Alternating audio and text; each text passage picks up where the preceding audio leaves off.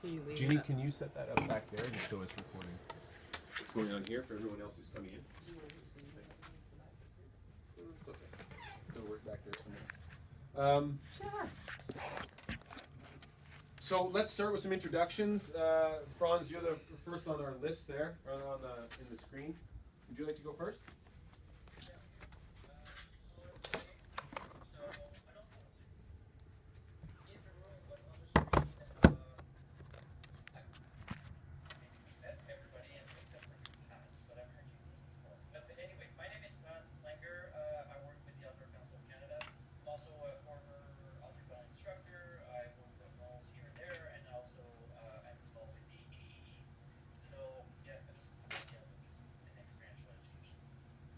Great. Albie, yourself? Yeah, I'm also with the Outdoor Council of Canada. I'm a mountain guide, but don't hold it against me. And working with France to move forward our vision. Great. Pat?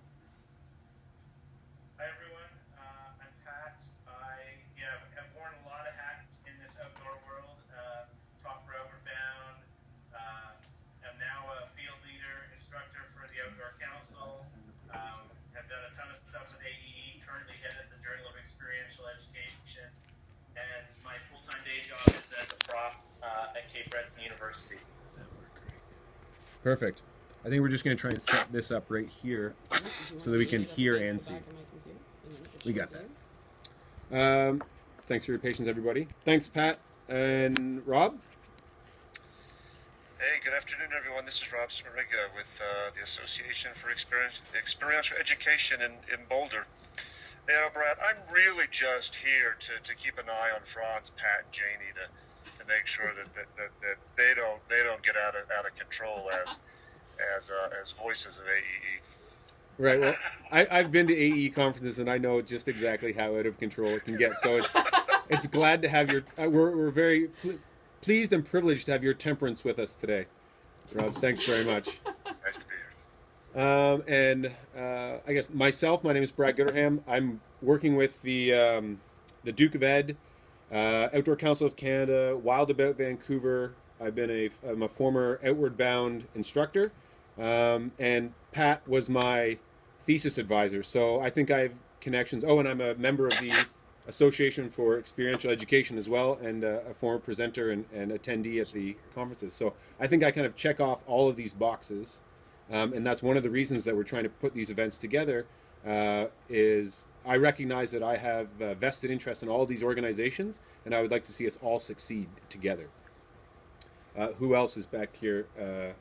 Yeah, Lindsay, and then can come around, and maybe Janie as well. Oh, I feel bad with my toucan. That was really good. Hi, I'm Lindsay. I'm the BC Program Director for Outward Bound Canada and have moved across the country and know some of the faces online. Hi, Albie. Hi, Franz.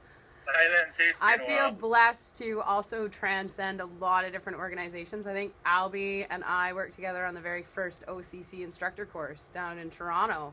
So I like to think I'm a champion for all things, and sometimes I'm a good champion, sometimes I'm a little overwhelmed. And yeah, so Brad and I had a great chat around this, and we're excited to be supporting the collaboration, and again, looking at how we can all be mutually successful in a common goal. Watch out for the light. Here comes Janie. Okay. Watch out for the light bulb in This your isn't eyeball. weird at all. Hi. I'm Janie Chang. I am the Vancouver Program Manager here at Outward Bound Canada, and I'm also involved with AEE, the Northwest region specifically. I'm the chair of the Northwest region, and have also helped out in the planning of the international conference that just happened. And I am really, my focus is always on community building in different arenas. So this one specifically bringing together experiential educators. There's a lot of overlap in the worlds that we live in, and this is really exciting to me just to bring them all together and to see all of you together. Rob, I know, Pat, and Franz. Albie, I haven't had the pleasure of meeting you in person, and I hope to soon. Where are you? Me too. Where are you located? Right now I'm in Montreal, but I live in Calgary. Okay, great. Nice to see you all. Thanks, Janie. And one other quick introduction? Sure, come on, you're in the room. So, hi, I'm Anna. I'm actually German and I'm doing an internship here at Outward Bound Canada, and I'm really happy to join you guys. So, yeah, let's see.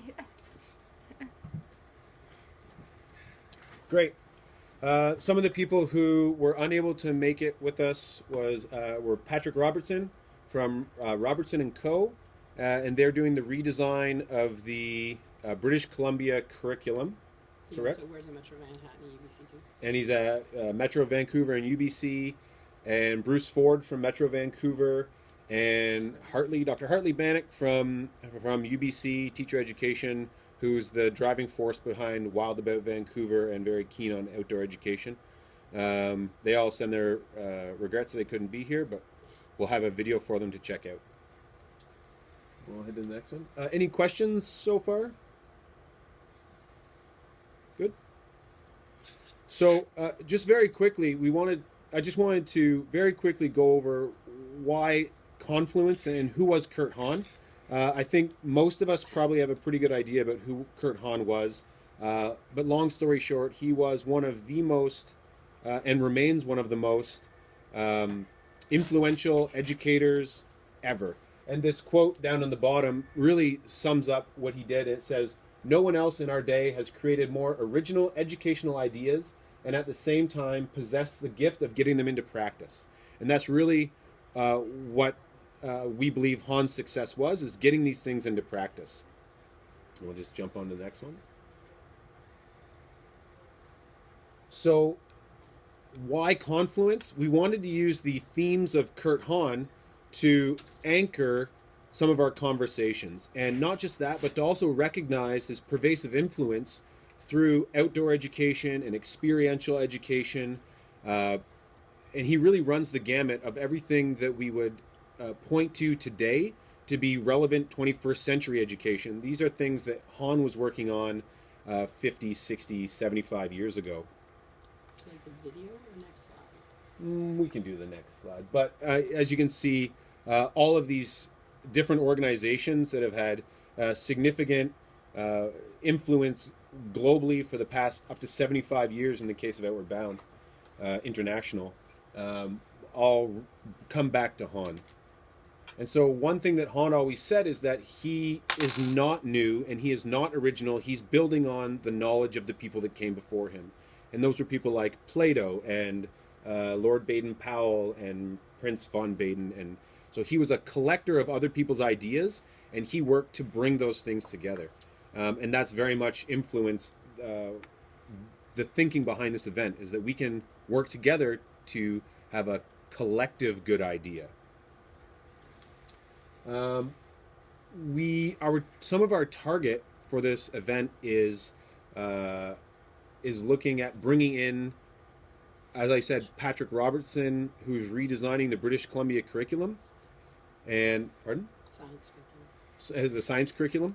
And so what we wanted to do with this slide is to demonstrate how Hahn's ideas and kind of his 10 expeditionary learning principles were perfectly aligned, in my opinion and our opinion, with the objectives of what's called the 21st century education movement. So education is moving in the direction from rote learning and memorization to critical thinking, collaboration, citizenship, entrepreneurial thinking. It's much more competency-based as it is results-based. And really, when we take a look back at what Hahn was proposing, it was very much about living your learning and bringing that in. And I believe that is something that we all share, all the people in this room and at this meeting. I think we share a passion and a vision for getting people out and living their learning in some way or another, whether it's through direct programming, through research, or by setting up that infrastructure or the frameworks that people need in order to be able to take kids or individuals outside safely. Any questions leading from this? Yes, Lindsay. Probably just one more offering to build on where Brad has shared is the other piece that we all see, and I think Brad said it best in the beginning, is that not only are we talking about learning through experience, engaging the experience, but ultimate and true learning and long-lasting learning comes through connections. So connecting to yourself, to your community, to your land, and then that also served as the mirror for the collaboration of this organization. So connecting like-minded organizations and really fundamentally helping people understand that these are, as Brad said, not new ideas and things that everyone is already doing. So how do we just continue to do it better, call out greatness, and help people understand and connect to where and how they can do it. Don't even bother. It's like such a setup there. Oh, geez. I didn't get the memo on the dress code, and it's really cold in here, and I have a cold, so I'm sorry. So I just wanted to highlight that, too, as Brad's talking, because the intention behind this is to model both from a grassroots practice of teaching and pedagogy shift, but also just how we all work together and collaborate and celebrate each other. That's it for me. Thanks. Yes. Okay, you're on to bubbles. On to bubbles. Perhaps legible, perhaps not. Again, this is just another translation of Hahn's 10 expeditionary learning principles into, or translates on top of some of the 21st century education, the approach that 21st century education movement would take. Really, this part of it was designed to speak to the educators, the people from the Vancouver District School Board, the school boards who would come on and want to know what's in this for us, or how is this relevant to our daily practice. And our job was to show them how experiential learning, outdoor learning, service-based learning, land-based learning, whatever you want to call it, relates directly to their practice in the classroom, and to show that there's value in what we are attempting to bring forward.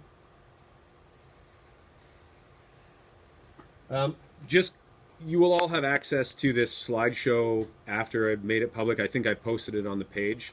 But the three things very quickly that we wanted to get out of an event such as Confluence was to demonstrate how experiential learning is at the heart of 21st century learning, and by bringing different groups together, we can share our different jargon and align some of our definitions. So what somebody might call project-based learning or inquiry-based learning, that's also a term that, or the definitions of those two things are very similar to what another organization might say as experiential learning or democratic learning. So to bring people together, to share our different jargon and terms and understand that we have some consonant definitions, we believe will help bring us all closer. We want to celebrate our differences, or highlight our differences, but celebrate our commonalities, the things we all share. And we want to facilitate within our community of practitioners some high quality, high value professional development. So whereas one or two of our organizations, we might be able to have 60 to 100 people at our event, we recognize that our community is a community of practitioners who overlap quite a bit, as you can see from the people sitting in this room.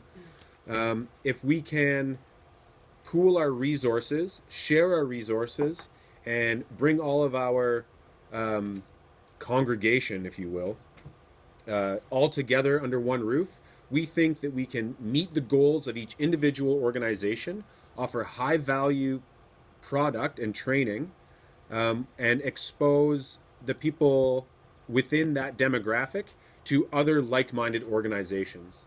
So the example would be an Outward Bound instructor, or people at Outward Bound might be interested in also offering Duke of Ed specific training while they are out on trip, which helps to amplify the experience for their students, which then brings them more into this idea of leadership in the outdoors, and they might wish to take an OCC course and then go on to further present their experiences at an AEE conference. Or even certify the teachers with OCC level 1 while they're in the field having a parallel experience with students, which is what we often do. Just plug saying. Yeah. We're going to get into how we can boost all this. But the idea being that the people in our individual communities overlap quite a bit. And if we can bring them all together under one roof, each of the organizations can benefit greatly with minimal expenditures on our own behalf. Can I do one more add-on, just a slightly higher level add-on too? Coming back again, this is in support of what Brad is saying. One of the reasons why we asked certain people to join this first partners meeting is also to celebrate with the shift of curriculum, and I think many of us are seeing, is there's like 50 plus years, 75 plus of making alternative mainstream. And in a lot of ways, what we're seeing right now is also to be celebrated that all this work from the past is actually now, we're not a class you take, we are actually a systemic choice moving forward, and we are actually now the way you educate, not an alternative classroom you go to get educated. And I think that is also an opportunity for us as organizations to come together and celebrate, A, the success of us not being expendable, and B, identify us to the larger BC community, especially as the leaders you can go to for both our teachers, our schools, but also organizations that are trying to do similar work in their communities at more maybe a grassroots level, trying to support students, more holistic platform of education. So that's just one more little bit. And yeah, I'm a little bit French too. You may notice we use our hands a lot. Hey, Franz. Hey, buddy. So I recognize that we've traveled through the first part of the agenda very quickly. I think I've cut out some things that were kind of Board of Education specific. But if I had to sum this all up, what I would say is if we want to teach and provide exceptional 21st century education, all of our students should just go on a canoe trip. That's where you learn creativity, collaboration, critical thinking, entrepreneurship, social literacies. We can implement digital literacies. And we recognize that what we have been doing, largely guided by Hahn's philosophies, whether we know it or not, has now come full circle back into the mainstream.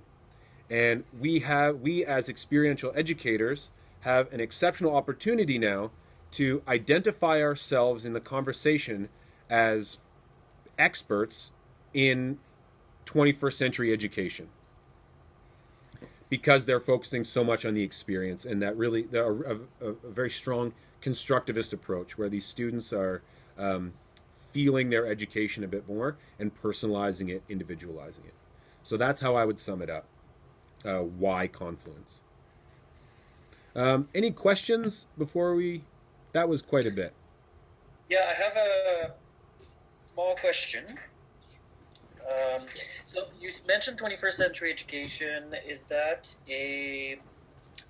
something that's pushed by the BC government, or is it a group like a public interest group that designed this approach? I just want to know where it fits with the school system, let's say.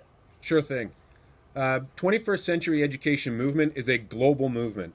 Research and work has been done on this for the past 10 years at least. The rise of Internet 2.0, social media, social sharing, YouTube, has really flipped education on its head. And now that the sum of the world's information is ubiquitous and available on your telephone, we really have to change the way we teach our kids, right? But also ensuring that they have the skills and the competencies to take on the uncertainty of the future. Okay. Right? Preparing them not for a job, but preparing them to create their own jobs and careers in the future, or to have the skills and competencies to act in an uncertain future where we don't know what jobs will come up. And so what's the position of the BC Department of Education on 21st century education? Is it something they're embracing, or something they're interested, or where are they at with that? They're definitely moving forward with it. It's terminology that they're using. Smaller school boards and districts have adopted it at different levels, but we're starting to see quite a positive uptake, and a lot of media and press is being given to these new schools that are coming out that are more competency based. They're de-emphasizing standardized testing. They're personalizing and individualizing the learning and the assignments, and very positive reviews. Kids are a lot happier at school, and they're succeeding as well or even better. And just perfect. I just wanted to get a feel for the. But one more thing, Franz, and you don't have to keep turning if you don't want to. But the biggest piece, just to follow up on that, is yes, the BC Ministry of Education is coining it as that's what their new curriculum is. This year is the year for us to practice the new curriculum. By September 2017, everyone's supposed to have engaged it. So we're actually doing also a series of teacher education. I think I've spoken with you a little bit about that. Because there's a whole bunch of people that don't know how to do this. And so it's also about us being able to present the hows and help mitigate some of the risk and the awareness so that we can all keep practicing in a healthy and safe manner. Because that's another big piece of this, is that they are mandating experience in. Thanks. Thank you. Yeah, and experience really is at the heart of 21st century education and having students make sense of their learning, which is where I personally see the OCC can be a very large cog in this machine that helps drive 21st century education, preparing teachers to be able to safely take their kids outside as it relates to OCC. And we know that practitioners and members of the AEE have been doing that for years, and Outward Bound obviously does a lot of that. Thanks for the plug. Yeah, it's all plugs. It's all plugs. It's like, I think you hit everybody. Is anybody not included in that? Yeah. This is our proposed event schedule. Lindsay and I did a little brainstorming on how to modify it. Currently, it stands at a 3-day event. We're looking at how it could play out as a 2-day event. But generally, the way we envision it working is that Hahn had 10 expeditionary learning principles. We would have each organization take on one expeditionary learning principle, create a curriculum or some content in a way that moved their message forward and was anchored in that expeditionary learning principle, the ELP. They would present it as a workshop, a talk, a conference style. Really, they would create that experience for the participants in any way they wanted. We would not be dictating how you would do that. You would create that. One of the things just to point out, we have a small typo in that this is actually an proposed October presentation. Oh. And not September. And the reason why we had proposed October is to actually intentionally pick a professional development day in British Columbia that is for all teachers. That usually we all do something that day that's different. And I know Albi OCC has been in every year and I think has tried to move to have a more collected presentation of key organizations on that Pro D Day. So this is furthering that idea and concept, deepening that a little bit more, and also looking at the success that came out of the CAT Symposium in 2009. I was even there. I helped organize. I can't remember what year. But that is still being talked about. So just looking at that model being quite successful and how we engage it. So please note, anywhere it says September, we are proposing October.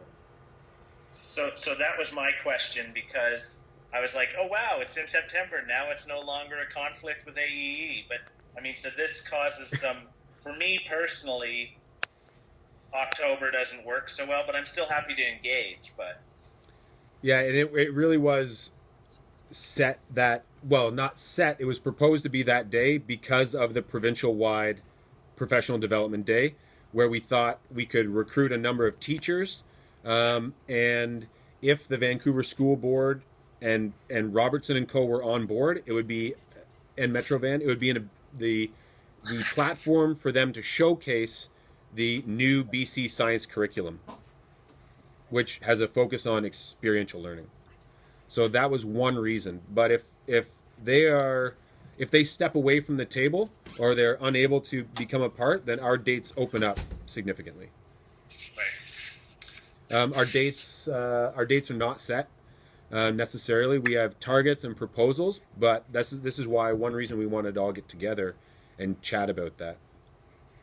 So the idea is that it would be 2 days of structured events, workshops, keynotes, etc., and that they're at some point either on the third day or as a component of the first or second day, there would be something outdoors and experiential that we really live our message.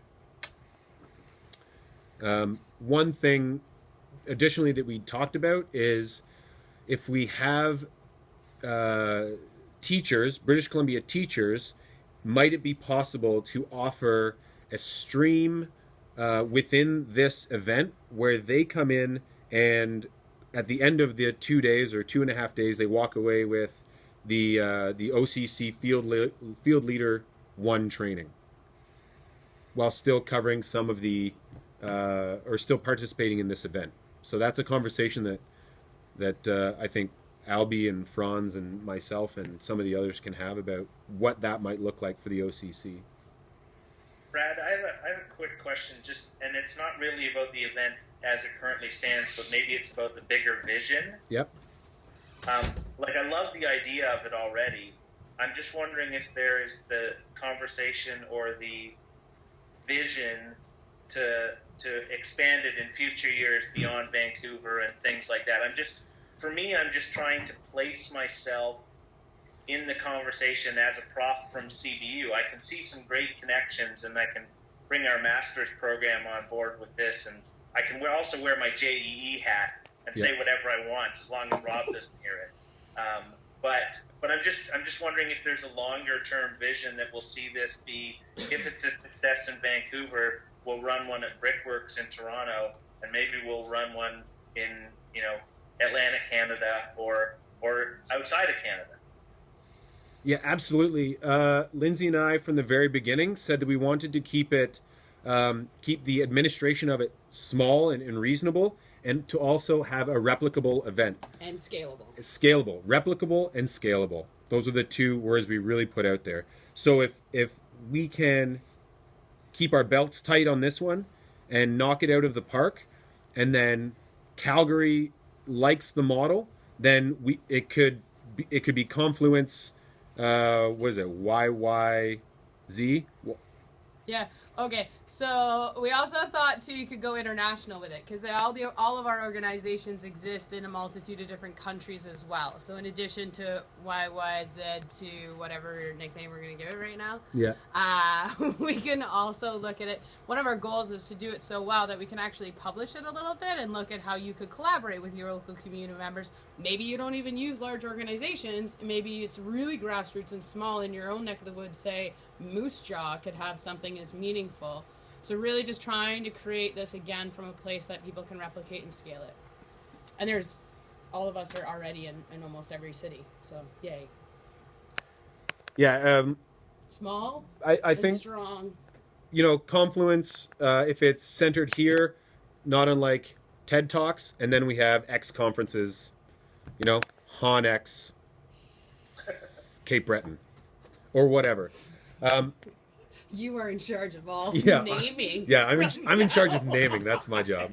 But we'd like to see it replicated elsewhere, but not necessarily under our initiative, but to pass along the model and our learning from hosting it here, and see it go, because I think it's a really good idea. I think it's a phenomenal idea, if I have to tell the truth. Well, and maybe one of the areas that an organization can contribute that maybe couldn't be a strong influence on the day, Pat, throwing it out there, might be around the outcomes and the celebration and reporting after. Like, that's a whole area that if there's somebody that wanted to come on board for that, could be a great master's project or something like that, might be a great asset to help us carry it forward.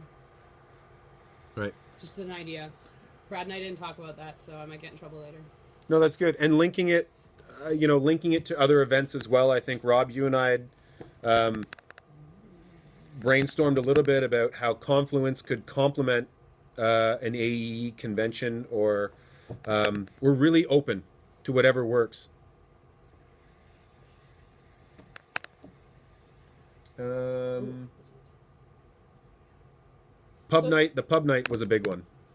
So maybe, Brad, one thing, could you talk us through, if this were to move from a 3-day model as up here, what does it actually look like if it was 2 days? What changes to this slide? So within the 3-day model, we had that every organization that came on board would be responsible for a half day of programming. So for 2.5 hours of programming. And that would be their time to showcase their successes, their model, and convey one of Hahn's ELPs through some sort of activity. The 3-day model allows us to give each organization a 2.5 hour session. If we condense it down to 2 days, we would have overlap, which I think is nice, because then people could choose between going to an AEE sponsored session or an OCC sponsored session, or what have you. Or based on the themes, we'd have the keynote just to ask a question, and they'd have a choice in the morning of going to the primary of self-discovery or the responsibility for learning, which is up there. Is that what you're saying? That's right. They would have, in the 2-day model, they'd have a little bit more choice. Yeah. Great, thank you. So. And the second day being the day that is more open, basically taking it deeper, engaging the experience into learning from a higher risk perspective, potentially. That's right. And I should be clear, I should have mentioned this earlier. The Friday, if it happens on the first day, if it happens on the Friday, which is a professional development day, there would be an emphasis on workshops that related directly to teachers in their classrooms and out of their classrooms. So school teacher focus with an invitation to anyone else to come and participate. That was one way that we were going to generate some additional attendance. And specifically looking at the Friday, really focusing on that shift to pedagogy, where the Saturday would be more of the how's do I do it? Yeah. So does that make sense? If we do it on the Friday, it's a Pro D day, teacher focus. If it's just a Saturday, Sunday, then it can be a general experiential teaching and learning focus. Any questions? Okay. Our organizational structure, we wanted to keep it very flat and very lean so that it is, so we have a focus on value. So any money that comes in is used wisely, and there's a high return on investment from all organizations. So we have a planning committee of 3 or 4. Myself, Lindsay, we're looking for some other people to become involved. And then each partner organization would elect one person to be the point person. And each partner organization would come up with their own activity, workshop, event. And then we would liaise with them to ensure that we didn't have any double up, but really they'd be on their own. It's very autonomous and decentralized. And then we would help with the scheduling and the placement. And I think the last piece too is, or no, keep it on the slide. If you look to the far left, so as you can see, day 1, day 2, that's where each partnering organization would sort of take their stream. However, when you look to the left, you look at the orange highlight or green highlighted there. What we're also asking is the partnering organizations to kind of take on one of the administrative categories of it. Maybe one that's already existing in their pool, easily accessible, that we could glean resources from that in a more in-kind rather than cost. I lost that word. Yeah. Monetary. Contribution. Does that make sense? I am struggling with words today, but I'm trying to get... Collaborative is definitely a word that underlies much of the planning and execution of this event. We want to bring high value to our and your target audience, your demographic, and your members, and we want to give high returns on that for you. And model. Yeah, and model collaboration and really get into what we do here. Drop organizational egos and hang out. That's Outward Bound talking.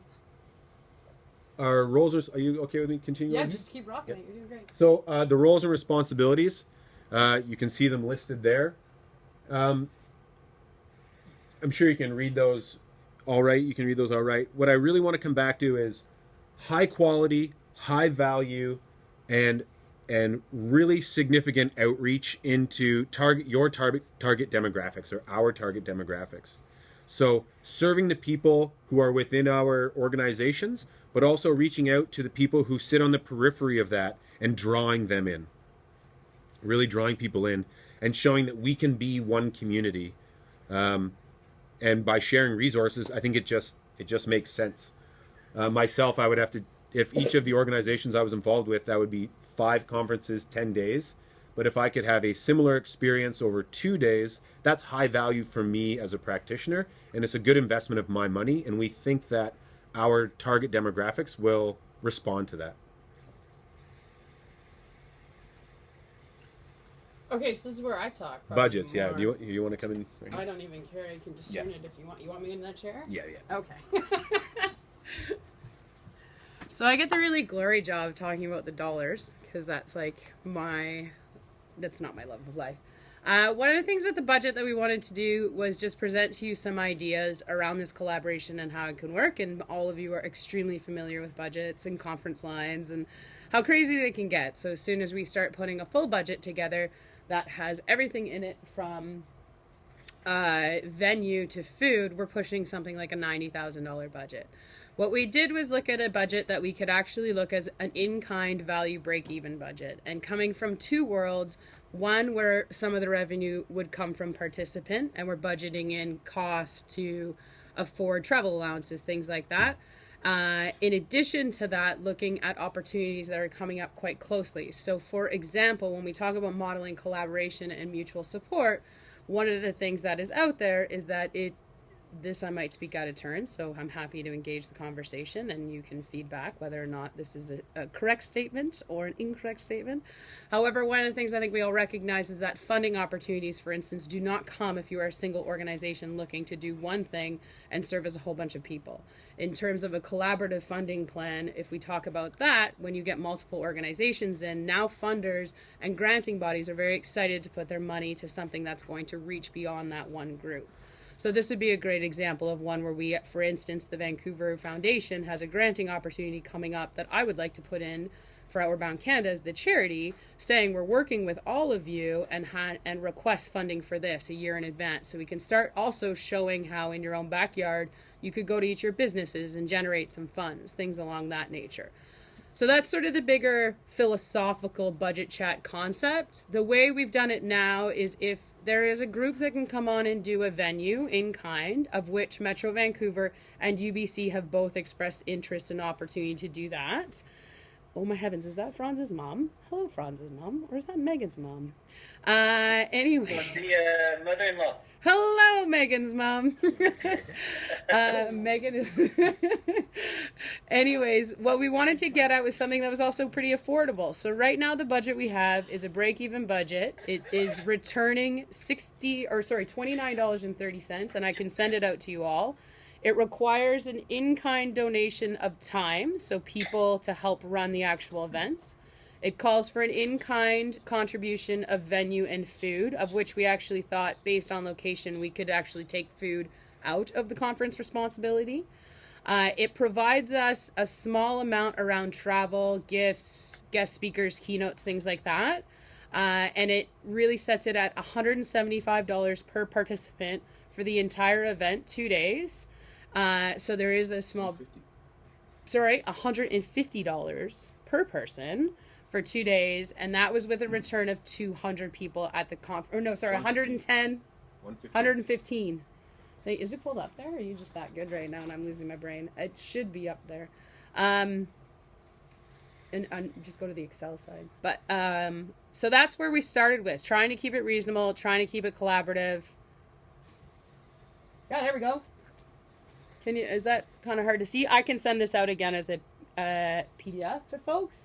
It's something we can play around with, but effectively with the in-kind value right now, we're looking at a total budget of about $17K, which to do a large conference like we're talking about is incredibly reasonable. Is that a fair presentation? Does that give you a big landscape of what we're talking about and how we're working together, not only from a delivery and a practitioner, but also from a financial line? Well, I would definitely like to have a copy of that document to peruse over it. But so far, yeah, I'm happy. That's enough info, yeah, for me. Okay. And I'll send it out too with some of the major caveats that we put into it of consideration. And what we can do as well is submit the one that we were thinking about, the original budget. What did you say, Plan A or Plan B, as we call it, which is a complete paid out budget. Lindsay, how would you anticipate the 150 participants dividing from individuals in our respective communities and the number coming from BC schools? I think that would be in terms of anticipation, I'd probably say at this juncture it'd be almost a 50-50. I actually feel on day one that a large part of it would be a collective, because on each of our organizations there is space and learning for our frontline people and probably intent for our frontline practitioners to be engaging with teachers. On day two, when you get into practice, I could see it maybe potentially becoming a little more of the, I guess for me, where I would say pause on that one is when we say teachers, what I think we were looking at it as those practitioners who have very little experience in this field, which could transcend to our organizations, commonly include our teachers in post-secondary. Not as much. I would think elementary school actually has a little bit more connectedness. So that's who I think would be predominantly there and benefiting from it, is a lot of new folks. And those from organizations that get it, and we call them brainers, would be the ones that are actually facilitating and engaging. So I think we also get some retention from local organizations wanting to do this as well. I think the networking opportunities are incredibly high, and the how-to opportunities are incredibly high. So I'd say you'd probably see 45% coming from teachers, where the rest are coming from other areas. If we wanted to target teachers more, I think we could push it to be 100% with our support and connection to Metro Vancouver and all of that. I think it would be a disservice and maybe not exemplar the community, the collaboration, the multitude of people that are doing this. Does that answer your question, Rob? Yeah, thanks. If I could, And I think, Rob, the date piece around the Confluence and the AEE is a specific piece. I think the AEE International Conference is still going to draw the grad students and the profs from BC that always go to AE because they can afford to go to Minneapolis. Exactly. Whereas this will draw the undergrad students that could never afford to go to the international conference. And this is like awesome right here, right now. Yeah, and I actually think you probably see a bit more of a split because it's so much further away. You're probably going to see like organizations being able to send 1 or 2 people to Minneapolis and say, okay, let's send the rest of the folks here. So you might see even higher than that. Sorry, Brad just had a piece to add as well. Understand my intent. I'm not Yeah. asking from an interest, a concern about competition, but from just trying to get a better sense of who we're trying to reach with Confluence and particular target audiences there. Mm-hmm, absolutely. one thing that I was thinking is that we have an average of 115 people over 2 days. So 115 one day, 115 the next. But given that it is a Pro D day, if that does happen, we could have upwards of 200 people on the Friday and 115 on the Saturday. We'd like on day 2, we'd like to have 115 people. But if we can service the teachers and they come out on their professional development day, then I would anticipate we'd have higher numbers on one of those days. And I'd also offer that I think with some of the respect to the folks that are gathering around the table on this side, when we talk about Metro Vancouver, when we talk about Robertson and consultants, we talk about UBC, we are all also participants in sitting at the table together. And I know OCC's there with CWF around the 2017 International Youth Conference. When we look at AE and we look at this, there's probably a platform there too, to use all of these to co-market, co-celebrate each of our events that are already happening in different locations, and why this is a niche that's not being hit somewhere else. Does that make sense? Yes. Noted. Yeah. Okay. Good. Even I have a specific question, and it sort of relates to where this event is in relation to UBC and Royal Roads, right? It's very, so I'm coming in from the other side of the country, and we've got a wonderful Masters of Education in Sustainability, Creativity, and Innovation that I think there could be a fantastic session that we run. Mm-hmm. We're the institution from the other bloody side of the country, and I don't want to step on anybody's toes when there's fantastic master's programs. If I think about the teachers coming to this, I see universities saying, who will engage, because maybe they'll take our master's program as professional development down the line. So I just want to understand the collaborative nature there, so that I don't feel, if I jump onto the table and, wearing my CBU hat and say, we'd like to engage, that I'm not cutting off the legs on UBC and Royal Roads as two great examples of other master's-related educational programs in the region. Yeah, absolutely. I think it's a good one. I think, Pat, probably what I would offer to you immediately is in this setting right now is to hold off putting on the other hats, because I think that puts you into our bigger population conversations, which we would hone in later on. I think when we come from the landscape of collaboration and connection, I know UBC is excited to have other people come and celebrate. They could celebrate their own. Like, no conversation around competition has come into this. So I think there's plenty of room for people to come in and collaborate. And maybe that's an area where even a stream, you might say, hey, you know what? My master's students are going to take this stream. And maybe there's a whole session around post-secondary education and highlighting some of the core, maybe it's mid, east, central, mountain, and west, and there's all four master students can come together and talk about their programs in the different schools. Like, I think there's an opportunity there, and I know UBC is really keen to see that. SFU is also keen. Camosun is also keen. Royal Roads we haven't chatted with yet. I think they would be super keen. But giving them an opportunity to highlight how they all collaborate and feed this in a bigger way. They're ready for that, and I think institutions are probably at a position where interdisciplinary studies and interdisciplinary connections are becoming more and more significant in the way forward as well. So there's potentially a parallel opportunity there. Does that answer that, Pat, in any way? Yeah, I mean, I guess my concern with it all is, I think I could sell this to the rest of the team designing our Masters of Education program. And it's a completely online course, and we're designing it so that it's maximum flexibility, and people could take it from anywhere across Canada. And, I can think of a speaker, I can think of running one of the 2.5-hour blocks. I'm just trying to figure out,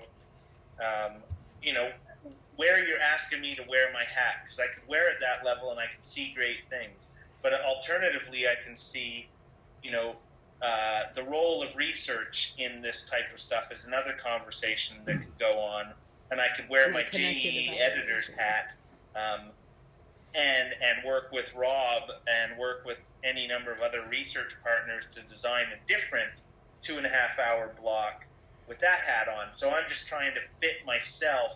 Yeah, myself into two places, but. My gut would be, just to put it out there, if we look at the bigger point of the main day collaboration, is that my gut would be that something that connects evaluation to what's currently happening and future forward would be more relevant to the conference side. And maybe there's actually a workshop on the day 2 that could be part of the experience. If you want to know more, you want to get more involved, and maybe they speak to that and other opportunities. That might be, in my mind, where it comes to, because it seems like the how-tos of what course to take to become the educator fits more into the experience side. When we're talking more like the pedagogy, bigger picture stuff, that's where that evaluation side would come in. And I think the evaluation piece is invaluable. Like, that is hands down also the thing that teachers, outdoor educators, I don't think it matters what organization you're in, to be able to find that positive niche between your qualitative, quantitative, and outcome expectations and measurement expectations within your own organization. That is, I think, yeah, we'll give you a day. We'll give you a whole day on that one, Pat. I'm just kidding. Yeah. Well, and sorry. The piece for me is that it may not be me, because I'm Of pretty course. torn that I'm going to be in Minneapolis. So unless the dates change, it'll be some other guy. Right. Well, no, and that's just as great too. Maybe it's an opportunity for you to collaborate with Hart, and maybe that could be what the post-secondary group brings to the table altogether, or something. I don't know. Just throwing it out there. Sorry, Brad. No, that's good. Pat, I think you know that I would agree that an academic component to this, I would love to see that. I would love to see some really solid professional development from an academic standpoint, especially in the keynotes. Something that's really stimulating and generates a conversation, and then draws people into where do we go from here? Like, what's the next step to improve? And the way that this event has been set up has been, it's a conference, it's a trade show, it's a pub night. We want to try and allow the freedom for individual organizations to even partner with other organizations, such as like a CBU, RRU, UBC partnership, where you come together and maybe have a panel discussion, either as like a lunchtime optional or the entire afternoon, to discuss the next step for teachers. And these are all things that we're really open to, and we want to help facilitate for the organizations. So you might come to us and say, I want to promote this program. And I've already spoken with Rick, and Rick is very enthusiastic about this. I know Hart is very enthusiastic. So we would be the connectors for the people. Like yourself, we want to do these things. I'm sorry, everyone. Hey, Brad, I've got to sign off. Great. Well, not great. Thanks for getting the conversation started today, and I look forward to the next steps. Yeah, thanks so much. I'd like to be in touch about the dates. We hope to know whether or not the school boards are on board for that Friday, and if not, a Saturday, Sunday that doesn't overlap with AEE would be fine. And the other one is just thinking out loud, Pat, you saying the September dates kind of fit a little more. A lot of our VC schools do have a curriculum pro D-Day at the end of September, right after the start of school, and maybe there is room to target there. It tends to be one where they're very in-house and don't go external, but if the opportunity is right, maybe they would. Yeah. They weren't necessarily our focus. We just found it to be a good way to get participants. So let's maybe revisit our target demographic and see what we can do. So I feel confident within the experiential learning community we can get 115. So just recognizing Rob's moving, maybe if Rob has to leave, I know that other folks do, and it's well after. Do you want to hit planning timeline? Yep, planning timeline will be, we'll condense these things down. You'll be able to see this in the slideshow that I'll share. Very generally in January, even before then, we'd like to have people come on board and commit to being a part of this, so that then we can announce who our partners are, we have some organizational credibility, and we can start drawing in other people.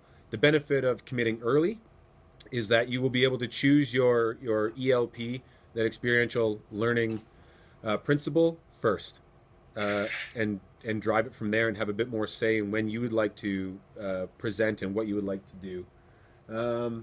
By February, by early February, late January, we'd like to have a venue confirmation.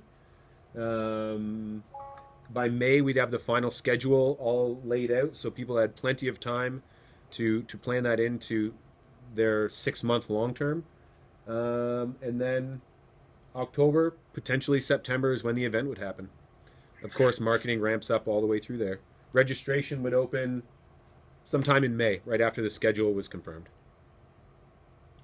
And maybe in the planning timeline, I'm just wondering, is it a benefit to sort of outline some of those bigger picture boxes of external conference support that we might be looking for right now? We've talked about the ELPs a lot, but is that worth it or later? Like sponsorship? Well, I was thinking like sponsorship, registration, event day. Do it later? Yeah, Got it. yeah. Thanks. We haven't nailed those down. But the next one... Pardon me, Vanna is slow. There we go. So that winds it up, and we'd like to open it for some questions now. Anything that you can think that have we thought of this? What about that? We'd love to address some of those. You're like the plumber. Where to send the check, Albie? Yeah, Albie, you're in. There you go. Albie's the keynote. I suppose I can say whatever I want now. Rob's gone. Yeah, so. yeah. Hold on, we still have AE representation in the house. Careful. So I'll give you 100% of all the money we've got in the bank right now. That's a beautiful shot. yeah, tell me where I can send the check. Yeah, exactly, you got it. So I think what we were looking for, I think our target was somewhere in the neighborhood of $2,000 to $3,000, either cash or in kind, or a balance of both from each organization. If we get 10 organizations, that brings us to around, $25,000, $20,000. If we're bare bones at a $17,000 break-even point, we feel that we can give excellent return on investment between the marketing, the exposure, the access to the target demographic for approximately $2,000. That's our ask. And me personally, I'm not saying $2,000 hoping people are going to come in with $1,000. I'm saying $2,000 hoping people are going to come in with $2,000. I won't play the bargaining game. So any feedback on that would be welcome. Yeah. Well, I think I can. I mean, if I go back to wearing my CBU hat and not my JEE hat, I feel like I can sell that to the rest of the group that I'm, working on this Masters of Education with. Because if you get 60 odd or 100 odd BC teachers sitting there who might want to do their, and half of them might eventually want to do their masters, and 10% of those actually end up doing their masters through CBU, like, we're done. We're good. Yeah. I can put in $2,000. Yeah. Well, you might be up to 5 with that kind of return. I just checked the calculation again, Pat. I was just It was actually, it was 12. It was 12. 2K is the charitable status entry. That's our break. Yeah. No, that's a good landscape, though. Yeah, that's an excellent landscape. And then I think, like, what does that 2,000 look like? Well, maybe it looks like, okay, well, we agree to send, not me if I'm off of the AE thing, but one of my colleagues to come run a session, or run a session with Hart and with Rick, or whatever it looks like. It's still a fantastic, it's about, for us at CBU, we do a piss poor job at domestic recruiting. And to have this in a hugely populated area like Vancouver, that should just be sending off alarm bells in my recruitment office. I think you're right. As soon as I have the PowerPoint, I feel like I can take this to somebody and hopefully, get a contact person on board. That's wearing my CBU hat. Pat, would the PowerPoint be good, or do you want almost like a sponsorship deck? I think the PowerPoint would be good, because basically I'd be walking into a conversation anyway. So I wonder, too, if that's the landscape, and that might be the case for a lot of universities, talking out loud and totally off the cuff, perhaps maybe that's part of what we intentionally put into the structure model. Like, you collaborate with a local university, you collaborate with a nonprofit, you collaborate with someone connected to your district, and that's some of the foundational practices that you now are starting to get. Because maybe we then take it across the country to you is the next one if you work with UBC now. Just a thought. That's a really good idea. It's a tough landscape, because to me there's some cachet, or it's potentially easier for me to sell if there aren't a lot of partner universities on board, right? Oh, that's what I mean, though. So it's like, let's play nice with SFU and RRU and UBC. That diminishes my ability to sell it. Yeah. Well, you are the only one who's here right now, Pat. Yeah, I know that. So, and Pat, where I'm coming from, sorry, is not to say you're going to get a ton of universities on board, but rather saying like 1 or 2 are part of the model to make this happen in your backyard. Yeah. And you connect with one, and that leads to where it goes next or something. Because I hear that, and maybe that's also what we're asking for out of this conference, is some stand-up leaders to say, hey, that's old school. We got to move forward in new school. I don't know. I'm just... I'm sorry. Again, being a bit facetious there. I'm just coming. It's thinking. Yep. Sorry. And then I just want to be time sensitive, but speaking directly to Albie and Franz, and from the OCC perspective, in order to, or the opportunity to avail leadership in the OCC to that target demographic of teachers interested in experiential learning and somehow create a curriculum that we can use to certify them as field leaders over this weekend, perhaps with an additional day or half day. I think it's a captive audience, and I think we can really both amplify one another's or our objectives. Yeah, and I want to build on that, Albie and Franz, because I think the piece that I kind of got to today, because I've been thinking a ton about all our conversations and how to do this, is potentially how can we support the OCC similar to Duke of Ed to not be the ones, as you're trying to do, to firsthand facilitate, but really actually work. Because one of the things that out here, and I think commonly is looking at, is how do we systemically change the educational social system. And doing that, one of the grants I just put forth, and again, this training education one, I was going to call you, Franz, actually, I'd really like to have people understand how you take your students in the field, but you're also having a parallel experience, and how could we maybe actually have a level 1 delivered with chaperones in the field? Because for Outward Bound, that would make it super advantageous to have it on board. And then we're adding yet another value. And so maybe that could be a way to highlight how an organization can collaborate with OCC successfully, spread the OCC name, give a higher value to teachers, and reduce a whole bunch of other stuff external to that, like the need for OCC to have a bunch of staff. That's something that I'd like to start trying like January of 2016, and that's when I'm applying for some funds around. But that is one thought I was having quite a bit, because I've been struggling with how the OC level 1 fits in. I think we've all been sort of chatting about that, and for me, with our coaching around chaperones and teacher education, the in-field practice and how to engage those two things happening at the same time is a huge area that I think is untouched right now. Oh, Franz doesn't agree with that one. It's not untouched. He's nodding sideways. What's that, Albie? Franz is on board for a minute. Just saying that sounds just great. Yeah. You have to check with Franz, Albie. You gave me the, yeah, Linz, I think you're getting there, but I'm not quite in. No, I'm basically seeing potential. That's where I'm at. I see potential. Yeah.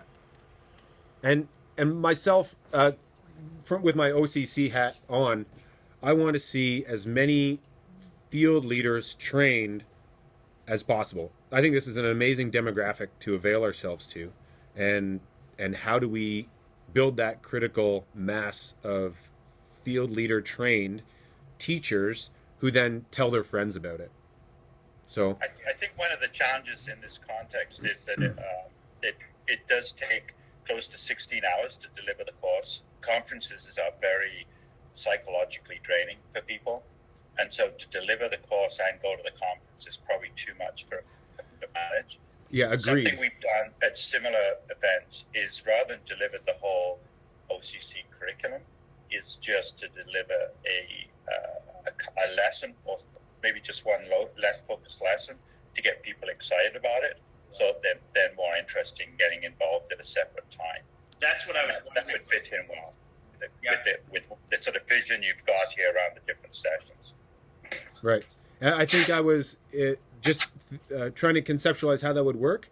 They would elect to take the OCC stream, and if we could somehow make the OCC field leader training count as their Pro D on the Friday, they would do the one day then, and then another day, like the second day of the training, the next 8 hours, so that there would be something along those lines where we could cover all of the requirements of the OCC FL cert in a different thread or a different stream. But I mean, I'm just throwing it out there. I'm not sure how it could work. Or maybe, yeah, because one of my thoughts is... It could certainly work. Yeah. I think we would deliver the first day on day one of the conference, and the second day on the last day of the conference. I think be part of the conference in the middle day. That would work for sure. Yeah, and they would still have the benefit of... You'd have to show up for an hour or two the evening of the Thursday evening. Means they could take in some other parts too. Yeah. I thought we were avoiding certifications at the conference. Spitballing. We're spitballing, not certifying at the conference. Well, yeah. Well, because then there's WMA and all the other ones that come. Well, because the conference could be the But how teaser, could OCC right? It talk could be, about how you here's could engage the it? OCC and why it's great. And, oh, by the way, next weekend we have a field leader course Yeah, that's waiting what we for talked you, about. Yeah. right? Sure, I mean, there are That's many it. different ways. It could be the people going in for that could be on a 3-day adventure with us, and everyone else is on a 2-day, or it could be the next weekend. Lots of different things to chat about, lots of different entries to get that target demographic hooked and doing it. Yeah, and I appreciate the effort that people are taking into talking about the course and people being certified, and of course that's our main action. That's the main way the OCC is acting in Canada. But we're also very interested in networking and community and having the kind of a better and a stronger industry and communities. So I think, for me anyway, I see all those things that the conference brings that fits really well with what we want, in the bigger picture. Yeah, and that's part of the trade show atmosphere that we want to have, with tables and representation and people chatting and the conversations that happen informally. And one of the chats we had about the OCC, Franz, was coming from the landscape where level 1 instructorship was only one of OCC's mandates. Your original mandate you started with was about accessibility, like getting people out there. So, coming from the education of helping a teacher understand what is a level 1, how to access it, how does it grade, okay, that's one stream. But there's a lot of areas of accessibility that you've been working in that I think changing the conversation back to that could also do a lot for OCC out here in terms of moving it forward and being really entrenched. Like, I think there's a lot there, especially because we have talked about some of the round square schools and independent schools joining the party, and some have already expressed interest, like Collingwood and some of those. So to broaden that to them and help them just to bring in more people into that conversation, I think would be a benefit at this. Yeah, I think we might be able to offer a number of opportunities, but I agree with you. I think what we're finding increasingly, it's great you can train people to go outside, but they have to do something worthwhile out there. And if they don't already have those skills and ideas, then actually they're kind of floundering. So the opportunity of a conference like this to show the importance of also having a clear focus on what it is you do when you get out there. Yeah, and who to connect with, because it, that provides them that surface, but what's being called for is to go deeper, to go further, to go further. And we don't want everyone to be experts in that, because that's just dangerous. That just gets scary. So that's why I think about the connection, and the accessibility landscape seems to be a niche that I think, could be a huge area to capitalize on. Yeah. Yeah, and there's a lot of time to think about it, so that's great. I think we'll have time to find creative solutions. Yeah, totally. Sorry. Yeah, and we can definitely put together several potential plans that we can consider at a later date. Great. Do you want to wrap it up? I think so. Take a Fantastic. Well, let's wrap it up. It's been just over an hour. Are there any further questions? We're always available and open to more questions as they come in, as they spill in. More ideas about how this could be structured. We're looking for input on dates. Maybe what we'll end up doing, and I'm speaking on behalf of Brad because I know this is already going through his mind. In fact, in his mind, he's already drafted the email and potentially has it in his inbox just mentally. But we'll send a follow-up email with the budget, talking about our proposed dates and why. And I know that we've talked about a timeline of commitment to January. I know on behalf of Outward Bound side and my personal side, for me to take advantage of some of the opportunities that are coming our way now just around funding for this time of year, as folks know. If there was even not a money or an in-kind commitment, just a yes, we want to sit at this table in that org chart right now, that would just be a benefit to us, because I could keep you more in the loop, and as I'm seeking some funds right now for this and some other journeys, I benefit letters of support, and I think Brad taught me the term Insta-cred. So if I could just have a couple logos on board, we'd be set. No, I'm just kidding. I'm only half kidding there a little bit. Albie, I'm mostly not joking. As the funder seeker for OCC. To be involved in, and I think the $2,000 price tag is reasonable. So I'll talk to Franz, but I think we wouldn't want to miss the opportunity to be involved in this. Great. Mainly in saying that, I realize I've just signed all my BC volunteers up because I'll have to be in Calgary that weekend, but there you go. That's okay. That's okay. I'm one of the BC volunteers. Yeah, Actually, this whole Second- table is, Albie. We're all here for you. I think Thank you very much, Brad. I think as of today, I'm 2 of your volunteers. Yeah, you are. I think I now hold two roles, so I'll work. Franz has me in his back pocket. I'll work double duty. But I think you do anyway, Brad. yeah, the OCC. I think the OCC is in. As far as from my perspective, I'm willing to work on behalf of the OCC to see our representation at this event. I think it's perfect. I'll say the same for the Duke of Edinburgh Award. We are in. It's a very important thing for us at the Duke of Ed to be involved in this. Outward Bound is in. We've got some independent schools. Sounds like CBU has an interest. The AEE, I think, is a natural fit. I'm not sure. I'm not going to speak for them. But we've got a good little cohort of the people who are most influenced and influential in the philosophy of Kurt Hahn. And I think it's a great start. Definitely in. And UBC is definitely in. Robertson Co. is definitely in. We just don't know how. And Metrovan is also definitely in. Just not sure how exactly. So it's strong right now. We'll be sending out a request for confirmation, verbal confirmation that yes, we are in. You may use our logo on your thing. That's our first step. Yeah, that's the first step. I'll definitely bring it up to the AE Northwest Council, but I don't know. Our chair is stubborn sometimes. I don't know how she'll react to Hey, this. Franz, if you need support in managing your chair, let me know. I know her pretty well too. We could sandwich this one. Oh wait, we actually physically are. The pressure. Oh, awkward. Cool. Okay, Well, everyone. Maybe we should let AE Northwest just have a mention. You haven't spoken from the AE hat yet. Yeah, you can confirm on video that you're going to be involved. You guys want to offline chat, or you want to do this now? Is AE Northwest in? I would like to be. The dates are the issue. The dates are the issue. Yeah. Okay. So if we can work around that, I think it's definitely a natural fit. Lots of overlap, taking it to another level that we haven't done as an organization, and that's been the ask from a lot of the members as well. So yeah, I think definitely continuing the conversation, and especially around the dates. Did you have anything else to add to that, Franz?